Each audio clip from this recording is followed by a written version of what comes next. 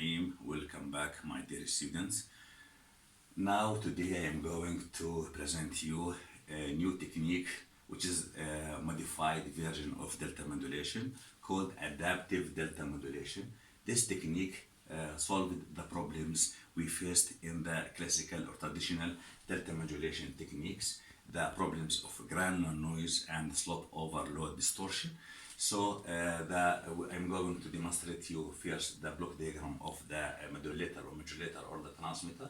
We will have the first part, it's identical, the same part as we use in delta modulation. So we have the analog input signal, voltage comparator, then we have the bistable device, then we have level changer, and we have the integrator. So we have here 1 or 0 at the output, depends on whether the inverting input is more positive or non-inverting input more positive.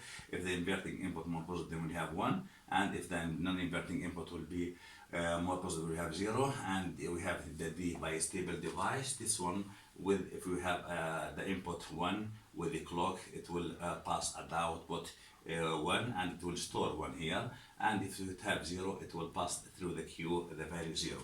Then we have the level changer, as we mentioned previously in the lecture of delta modulation technique. It changes the 1 into minus 4 volt and 0 into plus 4 volt. Then the integrator ramp up and down according to the output of the level changer. If the level changer output is plus 4 volt, it will ramp down, and if it will the output will be minus 4 volt, it will minus 4 volt will ramp up. And this is the first part.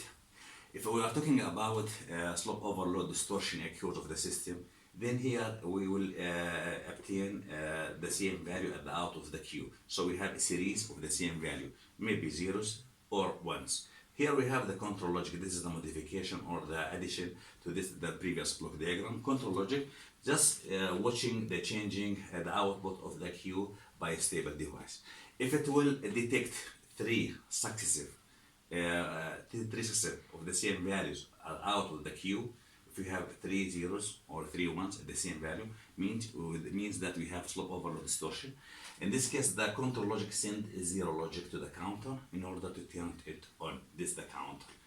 So if we receive another output with the same value, if we are talking about a succession of ones or zeros, if it's first received 3 zeros, then it again receive another 0, it will count the counter up. So we are talking about 4 cases, 0, 0 for the case, it's switch, just to switch the counter on in order to, this will have the feedback output from the counter into the integrator. 0, 0 means standard gain, so the output of the integrator will be the same. If it will receive the same value again, so 0, 1, the next signal will upgrade or move the output or improve or high the gain of the integrator multiplied by 2. So if it will match the changing of the input signal, then the output will be changed. If it will cannot match the changing of the input signal, as we mentioned in the previous lecture, slope overload distortion, it will the same output here, so it will count up by increase the gain of the integrator by 4. So if it will not catch the changing of the input, it means that the output is still the same value. It will upgrade or increase the gain of the integrator by 8. At any time, if we will have the output changed from 0 to 1 or 1 to 0, this control logic will turn the counter off. The main idea is to increase the gain of the integrator in order to have the delta value or the ramp up high in order to catch the changing of the input signal. So the main modification that here, control logic and counter. Control logic again watch the changing of the output value of the Q. If we have the same values, output 3 of the same values, means that we have slope overload distortion. So we have to switch the counter on and trying to increase the gain of the integrator by 2, by 4, by 8 until we will obtain that the output will be changed. This means that the integrator output catch the changing of the input signal. Here I'm going to talk about the demodulator or the receiving part. The receiving data here, we have talking about the bistable device, clock input, and there will be the Q.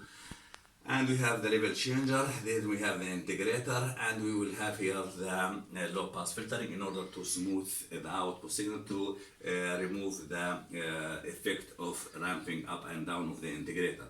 And the same process we have here a control logic in order to monitor the output of the D bistable device. If we have three successive values, it will send logic 0 to the count in order to turn it on. And again, the same idea, if it will receive another output of the same value, it will count up, increasing the gain of the integrator and so on. So this technique, which is called adaptive delta modulation, solved the two problems we faced in the delta modulation techniques, which we called granular noise and slope over low distortion.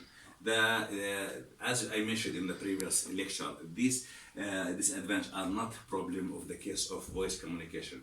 So we are talking about modification for another applications. We are talking about video signals, so we need to pass the DC signal. This technique still cannot pass the DC voltage level, so we need to use another technique called delta signal modulation. This will be the topic of our next lecture. Thank you for following me. Thank you for watching this lecture. If you will have any problem, don't hesitate to contact me. I will be glad to answer you during the time of this lecture on the e-learning system of our university. Thank you again.